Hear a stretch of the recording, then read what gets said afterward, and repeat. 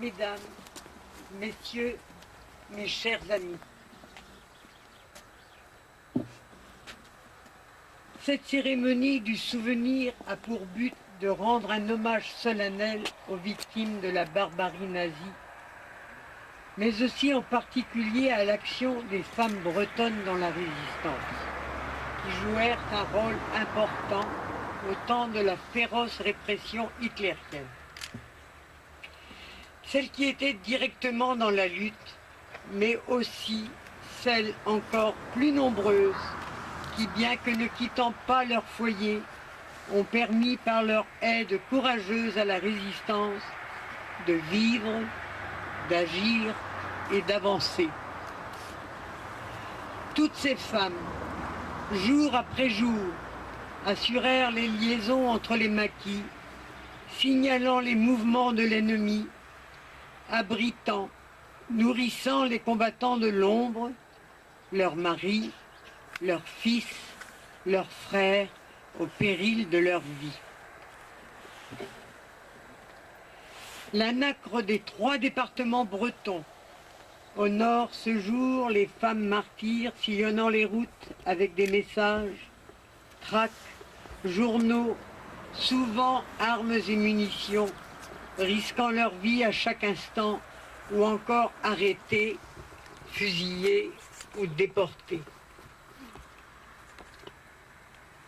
Ancienne déportée résistante au camp d'extermination de Ravensbrück, je suis membre du comité départemental de la FNDRP des Côtes-d'Armor et responsable de la section locale de Ploie où nous sommes en retraite. Durant l'occupation, j'habitais chez mes parents commerçants au bourg de Trébrivant, à quelques kilomètres d'ici. Engagé dans la résistance en janvier 1944, j'adhère au Front National clandestin dont le président est Jean de Vienne, dit François. Mon chef immédiat est Jean Lejeune, pseudo Émile. Je travaille à temps partiel à la mairie en 1943 et jusque mai 1944, avant mon arrestation le 29 juin. J'ai fourni à l'organisation Front National des cachets, tampons, mairie de Trébrivant, permettant l'établissement de fausses cartes d'identité et d'alimentation pour les résistants des villes, Paris, grandes villes, etc. La maison de mes parents faisait office de boîte aux lettres pour le secteur. Nous accueillions généreusement les réfractaires, les alimentant à l'occasion, les soignant parfois. C'était aussi un lieu de rendez-vous pour les responsables départementaux de la résistance. Jean Lejeune, Yves Loyer de Melcarès, Fiston de Paul, Louis Pichouron dit Alain de Tréguier, Daniel Trélu, lieutenant-colonel chevalier du Finistère. J'étais moi-même agent de liaison entre les différents maquis cantonnés sur Trébrivant, Bois de l'Aucrist, de l'Étang, Minès, Loconan.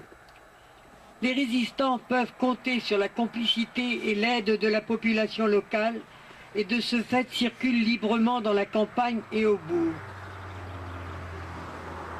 La garnison allemande la plus proche est cantonnée à Melcarès. L'ennemi, craignant les attaques surprises, ne s'aventure qu'en force au cours de déplacements dans le secteur.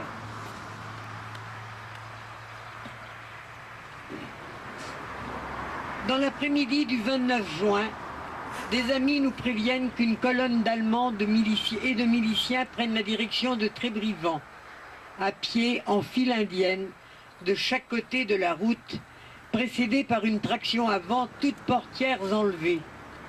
Ils sont prêts à toute éventualité. Il n'y a plus de doute, l'objectif est bien le bourg de Trébrivant. Ils encerclent donc le pâté de maison. Des patriotes se trouvent dans notre maison, le café au centre du bourg. Ils en sortent au dernier moment. La fusillade éclate de part et d'autre. 2 patriotes se sont réfugiés à l'étage. Mon père, propriétaire de la maison, ancien combattant de la guerre 14-18 et résistant notoire, sort en un premier temps et profite de la confusion générale pour y retourner. Les Allemands les somment de sortir en vain. Hélas, tous les 3 y laisseront leur vie. Ils ouvrent un feu intense, mitraillent toutes les ouvertures, arrosent d'essence le rez-de-chaussée et mettent le feu à l'aide de grenades. Les Allemands et les miliciens fouillent toutes les maisons, font sortir tous les habitants et les font s'aligner face au mur, les mains en l'air. La perquisition ne donne aucun résultat. Ils sont furieux. Les nazis se vengent et prennent 13 otages, parmi lesquels se trouve le maire de la commune, ma mère et moi-même. Nous rejoignons Melcarré à pied et sommes enfermés dans les locaux de l'école publique. Nous passons la nuit dans l'angoisse. Au petit matin, nous sommes transférés par autocar à Guéméné-sur-Scorff à l'école Sainte-Anne, où il y a déjà de nombreux résistants emprisonnés. Nos camarades morbihanais du bataillon Koenig connaissent ce lieu. Le 14 juin 92, j'ai été invité ainsi qu'une camarade de Ploerdut, Irène Palaric, à dévoiler la plaque apposée sur un menhir au collège Sainte-Anne, où étaient enfermés tous ces résistants. Après Guéméné, Pontivy, puis la gare de Vannes, où nous sommes enfermés dans des wagons à bestiaux, dont la grande partie était déjà occupée par les résistants de différentes prisons, Port-Louis et Lorient. Direction inconnue. Finalement, nous nous retrouvons à Paris, toutes les prisons étaient complètes. Les femmes sont transférées à Romainville et les hommes sur Fresnes et Compiègne. Puis ce fut le grand départ. Nous avons mis plus d'une semaine pour arriver à notre sinistre destination, le camp de Ravensbrück. Dans des conditions inhumaines d'hygiène, rien à manger, une boule de pain pour 6, presque rien à boire, une tinette au milieu du wagon. C'est l'enfer, la puanteur, la galère des gens. La main-d'œuvre allemande presque inexistante est très rapidement nous avons été utilisés pour des tâches différentes. Usines de munitions, carrières de sable, traînant des wagonnets sur les rails, réfection des routes, travaux forestiers. Évidemment, parmi le nombre de femmes, ils choisirent celle qui paraissait le plus solide. Ce fut pour moi un moment très douloureux et pour ma mère, nous avons été séparés.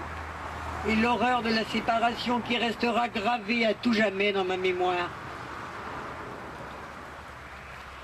Durant le travail, nous sommes traqués par nos bourreaux, le hurlement de nos gardiens et les chiens, les coups et les injures. Au cours de travaux à l'extérieur du camp, il nous arrive de rencontrer des prisonniers de guerre français qui, malgré l'interdiction de nous approcher, nous encourageaient de tenir bon et nous disaient que la fin était proche. Nous étions fin mars, début avril 45. Les bombardements s'intensifiaient, l'espoir grandissait dans nos cœurs. Le commandant du camp et sa femme déménageaient, les gardiennes s'habillaient en civil, les SS se préparaient à fuir. On croyait rêver tout en craignant le pire. Grand rassemblement un après-midi devant les blocs. Alignés 5 par 5, nous devions être prêts à partir. Où? Direction de l'Est, en Tchécoslovaquie, pensaient certaines. Un chariot poussé et tiré par des prisonnières devait transporter les malades du Revire, infirmerie. Chacune sa gamelle et sa couverture. Précision du commandant. Toute prisonnière cherchant à s'évader sera pendue. Malgré les menaces, avec une camarade du maquis du Vercors, nous avons décidé de nous évader de la colonne, le plus vite possible dès la tombée de la nuit. C'était pour nous, c'était le qui tout double. Nous nous sommes jetés dans le fossé et restés paralysés par la peur. La colonne avance et défile, puis s'éloigne. Puis le silence total de la nuit. Nous entendions de plus en plus nettement les canons et la mitraille. Nous étions donc dans la bonne direction, celle des Alliés. Nous entendions de plus en plus nettement les canons et la mitraille. Oh, pardon. Une chance inouïe, nous rencontrons des prisonniers de guerre français qui nous accueillent à bras ouverts. Nous étions sauvés. On réalise à peine, puis nous entendons des cris de victoire. Ce sont les Américains. Folles de joie, nous nous précipitons à leur rencontre. Plus tard, nous sommes sous la protection de la Croix-Rouge, en attendant que les voies de chemin de fer soient remises en état. Nous sommes rapatriés à Paris et conduites à l'hôtel Lutetia. C'est à Paris que j'ai appris le décès de ma mère, en février 1945, par une infirmière entrée de Ravensbrück, s'occupant des malades avec le peu de moyens à sa disposition. Déportés à 13 de Trébriand, 11 ne sont pas revenus. Pour conclure, je dirais, soyons fiers de ce que ces femmes ont fait durant cette période. Nous avons lutté avec notre sensibilité, avec notre cœur, mais aussi avec notre lucidité. Nous avons toujours une soif de liberté, de justice, de solidarité entre les hommes. Époque si lointaine dans le temps, mais toujours présente dans l'esprit, dans le cœur de ceux qui l'ont vécu. Les camps, les SS, les capots, le travail d'esclaves sans rien dans l'estomac, les humiliations, les appels interminables de nuit en plein hiver, les fours crématoires, les barbelés. Plus d'un demi-siècle s'est écoulé, mais ce passé douloureux est indéfectible.